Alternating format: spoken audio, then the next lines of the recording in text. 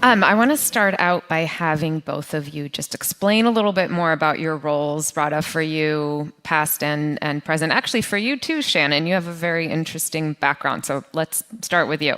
Yeah, well, thank you for having us. And Radha and I were joking. We know that we don't have Duchess in front of our name, but we hope that you enjoy our session nonetheless. I'm Shannon Clark. I started out my career as a counterterrorism intelligence officer post 9/11, chasing Al Qaeda throughout the Middle East and Europe.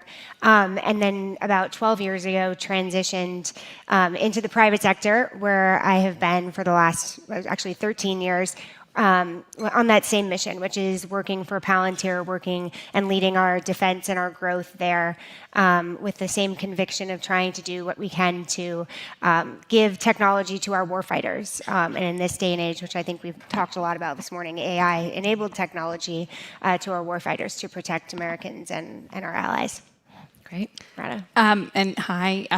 So I am actually an economist by training, statistician, sort of applied statistics, and had a number of roles at Google and Facebook before I went into the government, where I had a number of different roles trying to drive digital transformation in a very large and very old-fashioned enterprise, culminating in being the chief digital and AI officer, in which I was in charge of delivery and scaling of all of the data and AI infrastructure for all functions across all of the Department of Defense. So everything from warfighting to business functions. I've recently joined IBM, where I lead the transformation efforts both internally and linked to our overall product strategy to drive enterprise transformation at scale, both at home and with our customers.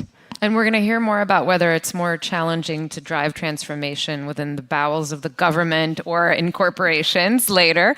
But Shannon, if you could go back to your prior career as an intelligence analyst and just share with us a little bit about, when you were on the field, what were the tools at your fingertips? And then let's fast forward to today.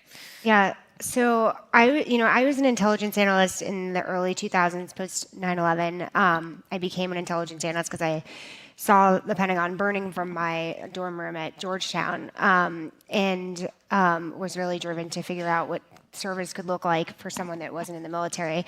And when I deployed to Afghanistan with the military, I was just kind of thrown in this bunker, if you will, with a hodgepodge of tools, and really kind of told to figure it out. And I never like to say anything bad about Microsoft, because Microsoft provides very good tools that we all use on a daily basis, but really figuring out between PowerPoint and different systems of how to gather all this intelligence and how to make sense of it and how to figure out the signal from the noise. It was pretty impossible. Mm-hmm. If you don't mind, I'd love to fast forward to today. Now I kind of look back at myself and say, poor me, because I think of what we, are giving our warfighters today and the technology that our warfighters have available, and that, things that Radha and I have very proudly worked together on.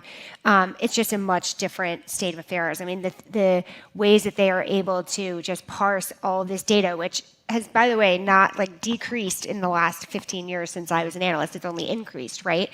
But now the tools that they have available to them, and everything that you all are seeing and you've talked about this morning, that's even just available. When I listened to Corey talk about Best Buy, the way they're employing that is in some ways no different than what the warfighter needs too. And so it's a much different atmosphere, and I think we're really lucky that we are able to give them those tools, because there's too much data in this world for them to be able to do it on their own, like I did 15 years ago. Oh. We talked yesterday with Tony Towns-Whitley from SAIC about the Golden Dome project. I want to ask you both about Project Maven, because I think it kind of fits into everything you're saying here. And I guess for starters, can you describe, Radha, maybe I'll start with you, describe what it is. I'm sure we've all seen it in the headlines over the last few years, but really what is it? What is it trying to accomplish? And what were your respective roles here? Yeah, so sort of pre-IBM time when I was in the government, the way you should think about the Pentagon is there's just a huge amount of data, like any enormous enterprise. And that data all needs to come together really fast to help senior leaders make decisions. A lot of times those decisions are understanding the world around you, being able to identify where things are and what they are to make decisions on are they threats, but also to be able to track things that'll resonate a lot here, like where are all the parts I need to maintain my equipment? Where are the logistics I need? How do I connect things I've sent forward with the costs and finances to that to report back to our board of directors or the Pentagon's board of directors, which is the United States Congress, right? All of those pieces are all data elements that have to fit together, and historically in the Department of Defense, they did not. And the way they were combined was by people going literally swivel chair to multiple different computers and putting them in a PowerPoint slide. And when it is like the world around you that is changing over time, that swivel chair just gets updated slowly. People don't have full information about the world around them. And that makes it harder to make good decisions, but it also just makes it harder to even understand what the decision space is. So fast forward to Maven and sort of the work we did, and then maybe I'll hand it over to Shannon because she's really seen Maven over time. Maven, the concept is about how do we integrate all this data to enable real-time decision-making. In practice, that has lots of different applications, but at its core, it's a data integration solution that then you can start layering all sorts of things on top of. So that can be analytics and just sort of summaries of the world, but that can also be AI technology, new applications, whether they're from Palantir or other folks, and creating that ecosystem of solutions so that warfighters, but also analysts and financial planners, logisticians can take into account what is happening in the world in real time at the speed they need to make complete and accurate, but also fast decisions. Yeah, I mean, I think, Radha said it very well. I mean, Project Maven's goal was to be the Pathfinder AI program for the Department of Defense. And I think, it started in 2017, which I think, like, thinking about that is 8 years ago. I mean, they were really almost ahead of where a lot of industry was at the time. Obviously, that large language models weren't being used then in the sense that they are now.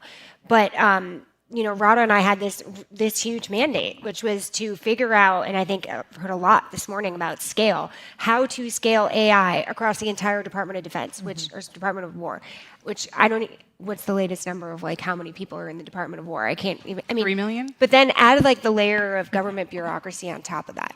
So it's like, oh, you have to scale this across like however many millions of people. And by the way, like, and then there's government bureaucracy, which is another layer of hell. But and so we had this monumental task of doing that. And I think that doesn't just include like what goes on in the Department of War, but like you have to convince Congress, like you have to convince the Hill to like why you should fund this. You have to convince people that it's worth taking the risk. You have to convince them that like, hey, we might fail here, but we're going to try and fail fast. And there's just like so many complicated layers to that. And Radha will be humble here, but she is an enabler, and she is really great at figuring out the policy realm on how to do that too, which was critical for this. I want to get back to the fail fast concept, but Radha, you talk about how some of the shifts that you pushed for, it's not the sexy stuff, right? I mean, yes, there's the technology and everything we can do with AI now for all purposes, right, including on the defense side. But talk about some of the changes that you think are really critical that you pushed for in your former role that have big impact and that I think are kind of universal here. Yeah, so I think it's helpful, we talk about the Pentagon and we talk about warfighting, and I think people imagine like fighter jets or tanks and planes. But taking a step back, think about what the Pentagon is. It is a almost $1 trillion enterprise that has 3 million people. It has more ground vehicles than FedEx. It has more airplanes than most major airlines. It has a supply chain 3 times that of Walmart. It has financial management that has to get reported routinely to a board that I mentioned, the United States Congress. And it has, a school system it runs, land it has to manage, real estate it needs to update, contracts it needs to execute. Those are all functions that any enterprise, big or small, is going to be familiar with, and enterprises that are large, obviously doing that at speed and accuracy, but also at the scale they need to, is hard. And so a lot of what I did in my chief AI role, and sort of kind of the impetus for a lot of what I do now at IBM, is really focused on those key enabling functions. I joke, we God bless the people who are at that pointy end of the spear. My husband was a submarine officer. We have people who are putting their lives literally at risk to do it.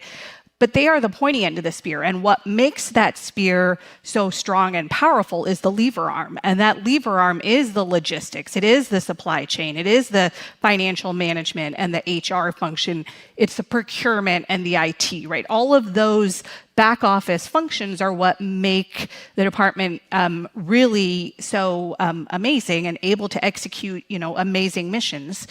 And AI has the potential to transform those across the board, right? We see real potential. I'll use IBM as an example in HR and agentic solutions that can really streamline and make those HR processes faster. We see it, again, I'll use IBM as an example in procurement, and we saw that at the department where agents and AI enablement can speed up how fast you can buy and deliver things.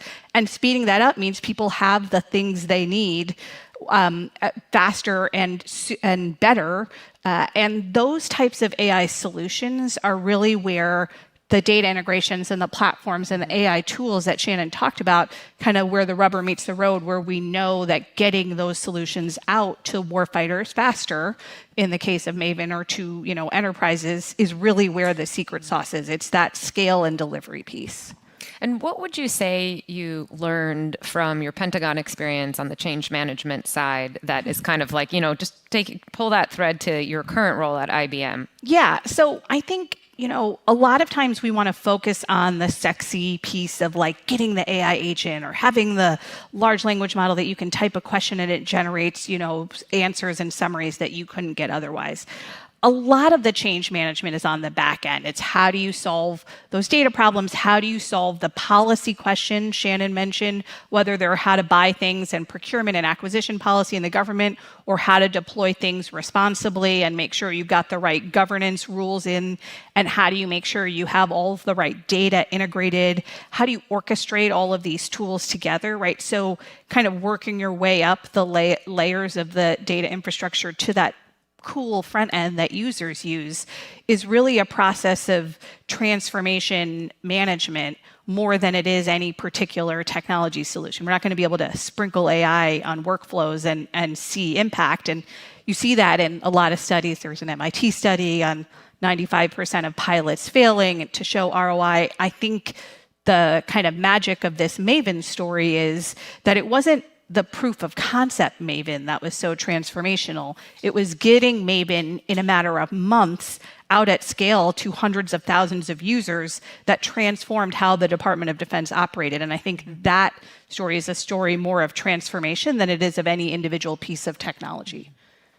Yeah, and just to add to that, and Radha and I talked a lot about this, is like it's also about the ecosystem that surrounds it and like creating that ecosystem, because there's not one company that can do all of this. And when I was looking for a job 13 years ago, and I was trying to find something that would like give me the mission, like there weren't the hundreds of defense tech companies that there are today. Now we have this great ecosystem where there's so many smart engineers that feel this mission, that are drawn to it, that want to do things for our national security, and they've founded some incredible companies.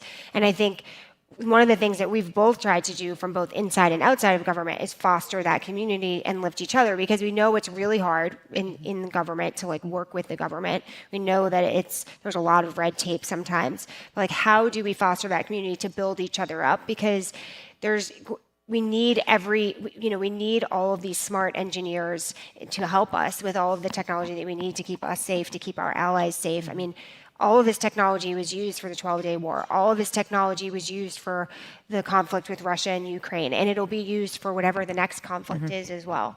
And so we really need America's best and brightest to be working on this, and to be not just at like one company that's doing it all, but being at several. I want to go back to what you said about the fail fast concept, and have you just explain to us what the testing process is. There's been a lot of scrutiny on this recently, whether it's battlefield communications platforms and elsewhere on the defense tech spectrum. How do you kind of take the best of Silicon Valley, move fast, but apply it to this incredibly critical, high stakes environment? Yeah. I mean, I think anyone that's been, experienced Silicon Valley knows that like failing and failing fast is like the best thing that you can do, right? Like we at Palantir, like there's been, we have a hack week like 2 or 3 times a year, and it's always like, okay, build this thing, we'll see if it succeeds. If it does, we'll move it into production. You had a week to kind of build this thing and again hack it together, and then if it does, like, well, maybe we'll move it to production, and if it doesn't, like, that's okay. Like we tried something new, and this is where we failed, and maybe that failure teaches us something else. On the government side, like as Radha was saying, like they're so used to building like jet planes and so used to like building big pieces of hardware that were expensive, and nobody ever wanted to take a risk about spending more than picking one company to build that thing. Mm-hmm. In the age of software and all the software technology, it's a lot easier to say, hey, we're actually going to take risks. And so I actually applaud the government right now because they are taking more risks and saying like, okay, maybe we'll test 2 or 3 different companies. We'll pay them each like a little bit, and then we'll test this out because some of them might fail. And that's okay because the failures of one of them might like inform what we think we need more, inform our requirements better to make sure that when we like pick this other company that like we know what those requirements should look like and they're like more cohesive. So I think the government is taking that on in large part because they've seen what the companies in Silicon Valley are doing. They're spending a lot of time there with these companies. They're going out there more and more. And I think they're seeing that like that's the only way that we're going to be able to forge forward faster is by watching and failing and then learning from those mistakes just as much as learning from success.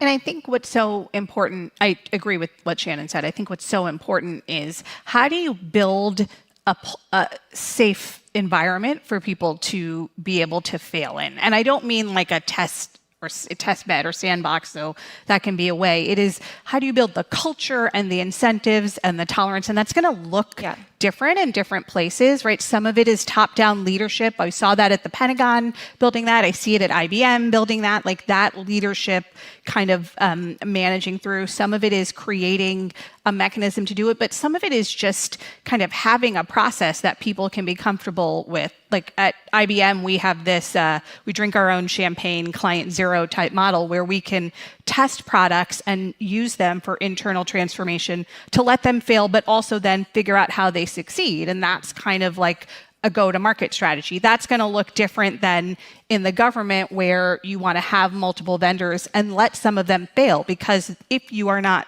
failing, if you're not testing with your own champagne or with multiple companies or whatever version that looks like, you're not at the frontier of what is possible.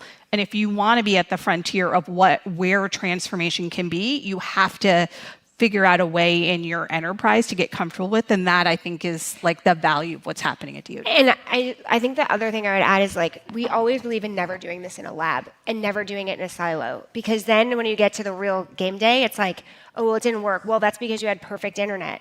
Mm-hmm. And and it's like, though I did see that Starlink is now available on United, like globally. And I watched this morning as they were like live streaming. I got very excited that we may all have better internet on our flights soon. But it's like, you need to make sure that, and I was just thinking about the testing they did for that. You need to make sure that they. Oh. I noticed a few people leaving. Okay. Let's pause. Okay. Figure out what's happening and reconvene. Sorry. I don't know what's going on. I saw. We'll investigate and return in a few moments. I know.